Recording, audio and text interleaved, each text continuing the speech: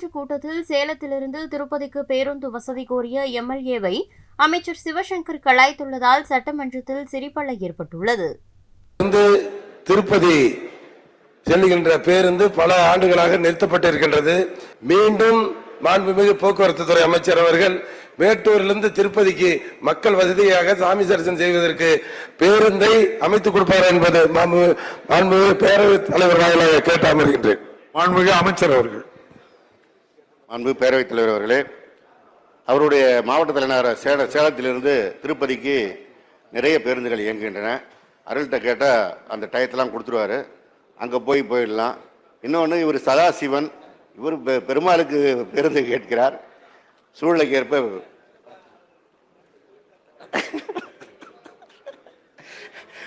மாண்புமிகு நகராட்சி நிர்வாகத்துறை அமைச்சர் சொல்றது போல அவருக்கு வெவ்வேறு இடங்களுக்கு செல்ல வேண்டிய பேருந்துகள் கேட்பார் என்று சொல்கிறார். எனவே ஆய்வு செய்யப்பட்டு துறை ரீதியாக தக்க நடவடிக்கை எடுக்கப்படும். மாண்புமிகு உறுப்பினர் கார்த்திகேயன். மாண்புமிகு பேரவைத் தலைவர் அவர்களே, நம்முடைய தமிழ்நாடு தலைவர் அவர்களுக்காக தலைவர் அவர்களை செய்திகளை உள்ளது உள்ளபடி தெரிந்து கொள்ள ரெஃப்ளெக்ட் நியூஸை சப்ஸ்கிரைப் பண்ணுங்க.